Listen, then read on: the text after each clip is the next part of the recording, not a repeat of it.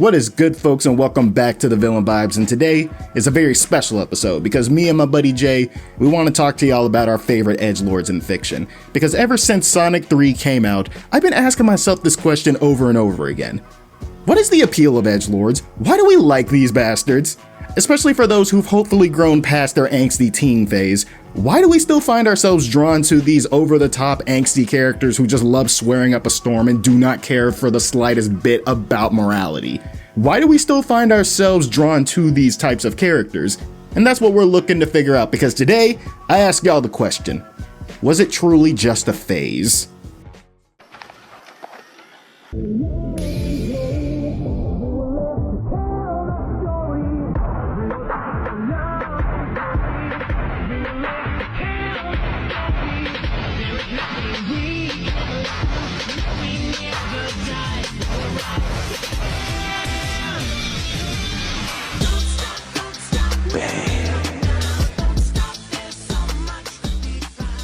Like, what? Okay, Jay, what the fuck is edgy? Like, what is your definition of edgy? Like, we at least need to we at least need like an idea of what the fuck we're talking about here before we go balls deep into this. Like, to me, what edgy means is basically being dark and moody and very, very much a poser, if you like to say so. Is it being a poser though? Is that what it is? Okay. Is that what being edgy means? Hey man, we all have our moments of moodiness. All right, let's delve into this. Let's delve into this. We'll start off with yours then. Defend your boy. Starkiller is the greatest of all time. What makes him so cool is everything. Everything about him is cool. His drip is better. His fit is better. His girl is better. His ship is better. All his droids are better. Everything about him is better. He's just simply better. Okay, for somebody who does not know anything about Star Wars lore, yep. Who the fuck is Starkiller? We start out with an angry Vader heading off to Kashyyyk to do his thing, to chop, slice, and hunt down some Jedi. After killing a couple of Wookiees and his own men, he discovers the rogue Jedi, or Galen is his last name. I forget his first name, but Merrick is his last name. Sorry, folks. The most important thing about this whole encounter is that Vader senses someone stronger than the Jedi that is currently in front of him. His lightsaber gets taken out of his hands swiftly by a young child. This young child is Galen Merrick, better known as Starkiller. So, at the rightful age of 18, give or take, he goes and takes down his first Jedi, after becoming Vader's apprentice, getting the training, yada yada yada, blah blah blah. Why would he agree to training? He agreed because he was a child, a frightened child of that, and he had no other choice. His father was just murdered right in front of him. All I'm saying, go down with the ship, bro. Try to avenge your father. All I'm saying, stop being a bitch. You managed to take his lightsaber, avenge your daddy. Hey, he's not Batman, first of all. Second of all, he forgot that because he was a young child, of course. No more than 4 or 5. Alright, so he goes down on his first mission is to take down the Jedi Master known as Rome Kota. Rome Kota being a Jedi Master who never used the clone troopers during the Clone Wars because he felt that they were and a better use of the word freak of nature.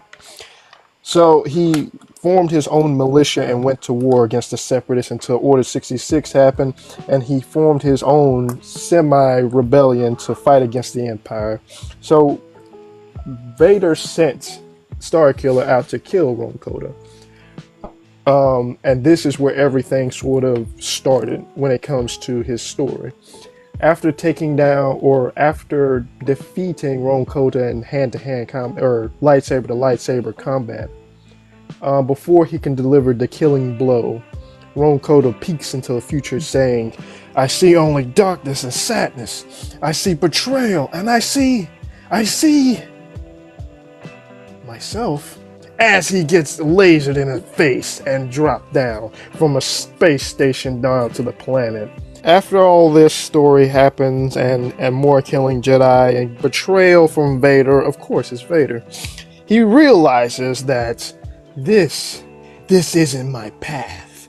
And so he puts on some edgy music, and we go back to the Death Star to kill Vader and Sidious. So after failing tremendously, or not so much failing tremendously, after going against Vader, being cool and all that, he defeats Vader in combat, proving that he is stronger. And given the choice between him and Sidious, in the light side version, he chose Sidious to face in combat, and he sacrificed his life, saving the others and the rebellion. The end.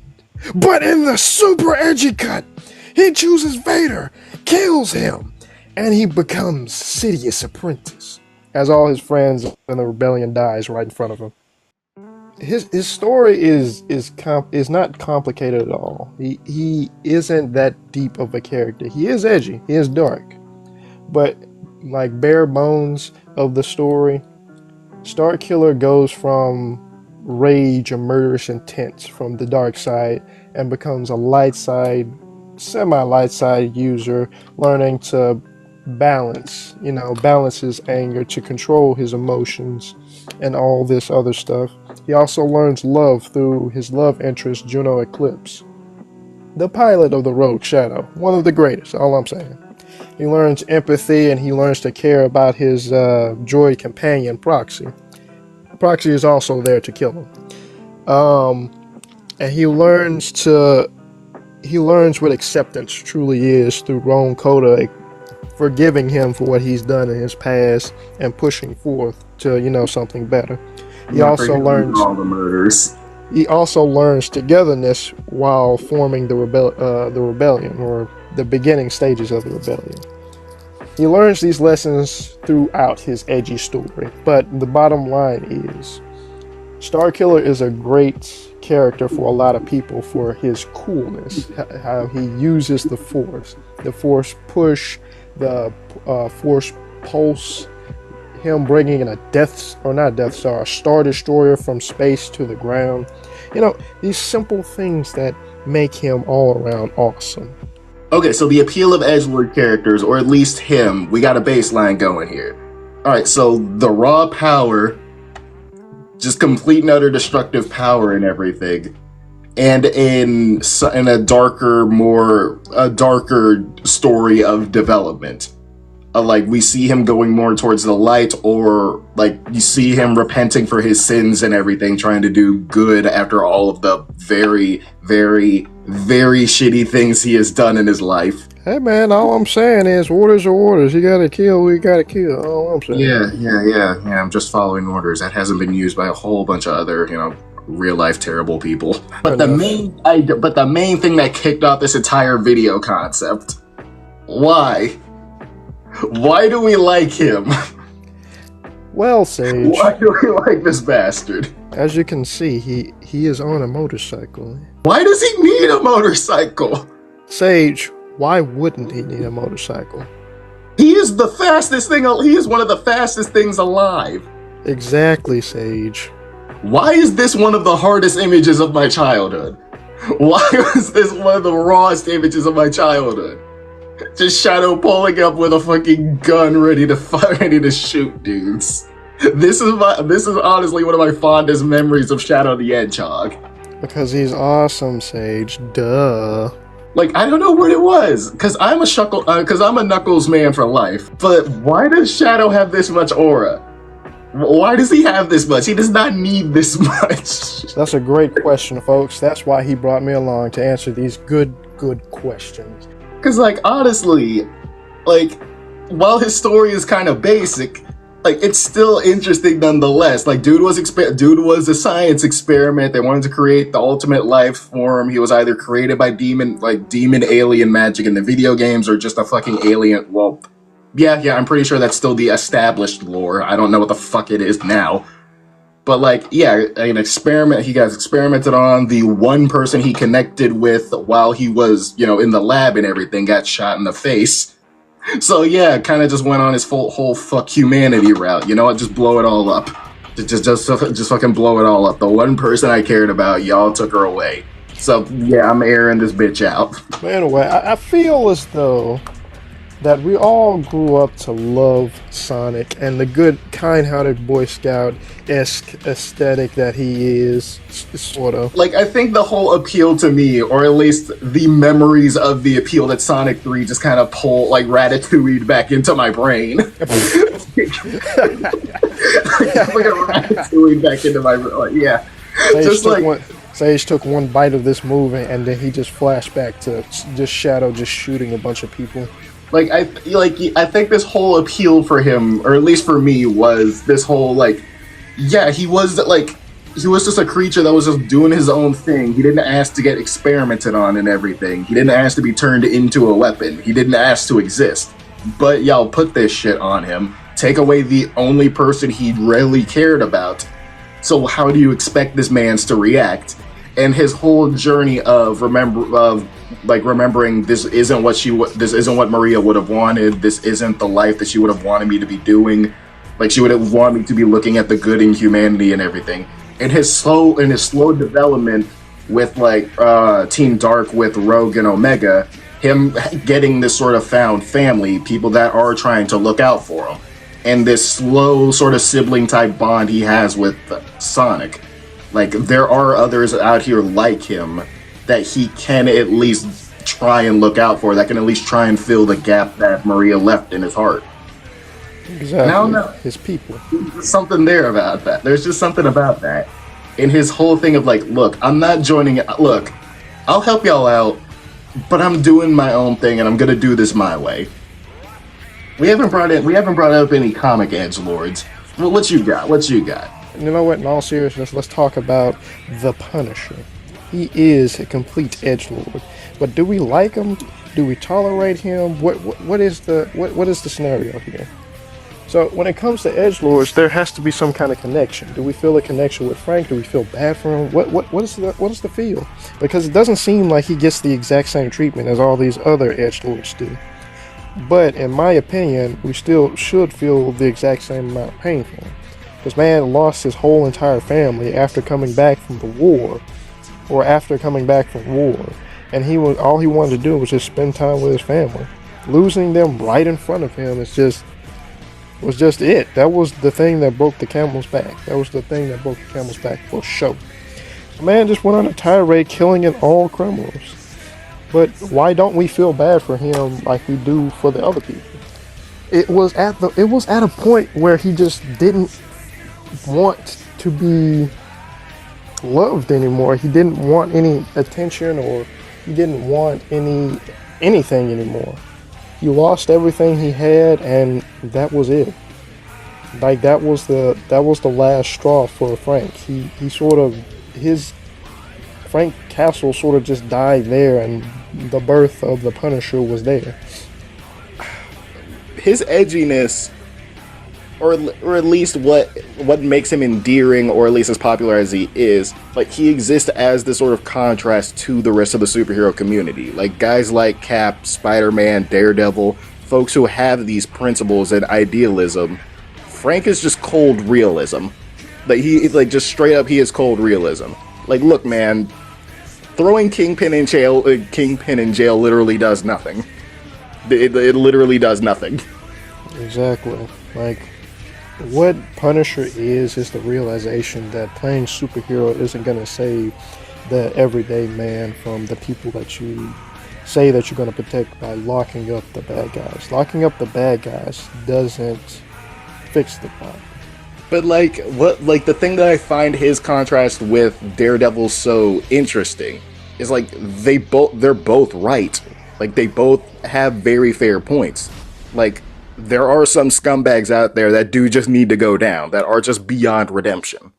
People that are protected from the system that just don't learn anything and just are beyond redemption.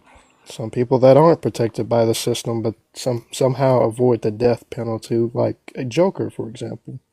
But there are also people out there who maybe there are some decent people who just fell into bad luck or bad circumstances who do just need another chance or an actual opportunity to do things the right way. I find that contrast interesting. Like, they both reasonably balance each other out. But because Frank is the way he is, Yeah, no, fuck that. Like, yeah, that's the big thing right there. Like, dude is unapologetic about who he is. Like, he's not writing this off as, okay, grief ain't do this to me. Like, grief or anything, that didn't make me snap. This is just what I am. This is just something that I enjoy doing. So far we've connected edginess from having a connective story, having a connective ideology or an ideology that we understand and root for, and also a factor in the coolness. Yeah, I think edginess, it's like the number one, it's the contrast to a hero. Like, it's that whole anti-hero thing of, like, I'm not doing things your way. Like, the Boy Scout, the hero doing the right thing because it's the right thing to do way. Okay, I get it, but that's not what I do. Like, they're the realists in a world of idealists, basically. For some, it is their development to see just, like, these are very broken people that had, like, one thing, like, that had, like, a series of things or, like, one major thing happen to them that shifted their entire ideology. Go ahead and say it, bro. It's cool. They had one. No, it was several bad days. It was several bad days. Yeah. Well, one of the other underrated big parts of an edgelord phase is the development that comes after that. Case in point, young Kratos. Man was the destroyer of gods. That is what he had a bad day. Ares basically manipulating him into slaughtering his family and everything. And from that day on, he swore vengeance against the gods of Olympus. And this man just went on a full tear, just wiping out the entire pantheon and causing the destruction of the ancient Greek world. But his slow development since then of learning remorse, like, there are consequences for killing a god. There are consequences for that. And because of that, I destroyed a whole bunch of people who had nothing to do with me or my family. Like, I caused them a lot of unnecessary suffering. Like, when we see old man Kratos, we see a more remorseful man. Like, he's grown out of his edgy phase and realized, oh god, this is what I was like in my 20s? Oh god, what have I done? moving from an angsty teenager right to his old wise man phase. Yeah, like, he has seen the absolute worst of the world. He has been the absolute worst of the world. And he came out of it on the other side and realized, I was wrong. This isn't how God should be. We need to be better than this. Like, yeah, the Greek gods, they were assholes. Like, Zeus probably deserved it. But I didn't do that for the betterment of anybody else. I did that for myself. Like, I did that for my own catharsis, and I left just a crater, like a fucking crater where everything was. Like, I didn't care about the consequences of my actions or what that would mean for the rest of the world. I only cared about my revenge. That's all I wanted, and I got it. He didn't care about the rest of the world. He only cared about his own world. He's trying his best not to be that guy anymore. I am trying to change. I am trying to be better and think about the consequences of my actions. I do not want to just be this guy going on ripping and tearing through pantheons. I don't want to be that vengeful god. I will step in when I need to step in, and if you keep pushing me, we're gonna have some problems. But I'm not going to pursue you guys after that. I will defend myself. I will defend myself and my son. Yep. But other than that, y'all need to back off. All he wants to do in this new world is to raise his son to not be like he was, to raise him better. But you need to be better than me. You can't go down this, because he sees Atreus going down this darker path, like in the first game, this darker path of actively getting drunk with power and everything once he realizes he's a demigod. And he immediately starts telling this boy, no, we can't, there are consequences for these actions. You cannot go killing gods. You cannot go doing this or abusing people. You can't go doing that. How do you know this? Because I lived that. That's literally how I was. That's the man I used to be. Exactly. He was trying to avoid everything. He was trying to avoid another catastrophe like he was. Yeah. He's trying to keep his son from becoming the ghost of Sparta. Like he was. He was trying to keep his son from becoming that. So the question stated was, what is an edgelord? And what is the appeal of an edgelord, I'll say. Oh, sorry. Okay. So the question stated was, what is the appeal of an edgelord? And throughout the video, we went through numerous edgelords to find out what makes them them. And what we found to make an actual edgelord is dark development in the sense of the word. Development that you can only get by going down the darker path, or by realizing that going down that darker path isn't the right way. Yeah, it's either seeing good or neutral people falling further into darkness, or seeing those darker people pull themselves back out. Or in some ways, seeing that darkness engulf you and then getting rid of it completely. It's these elements reduction. it's these elements that make you a good contrast to the more traditional heroes surrounding you, but it's also your development in and of itself. You don't just exist as a contrast, you still are a person underneath that story. Like Shadow, you have all of this nonsense on top of you with the motorcycle and the guns and everything, but you're still a character underneath all of that. You're still a person trying to unpack who you are as a person, and having all of these connections and trying to figure out this path of what path do I want to walk down. Exactly. There's more behind that edginess. There's more behind the makeup. There's more beyond the My Chemical Romance playlist. But anyway, folks, I hope y'all enjoyed this episode of Jay and Sage. And if you did, be sure to check out my stuff, number one. Be sure to check out my stuff more importantly, because y'all are on my stream. Go check out my stuff. And even more importantly, go check out my stuff at YoungJ025. All social medias except YouTube, which is 0225. Yeah. Go check out his stuff if you want to. He sometimes posts stuff on there. Sometimes. There should be a new video coming real soon to you folks, even sooner than you think. But for now, we must bid you all adieu. So goodbye. Mwah. Good night. Jay and Sage out.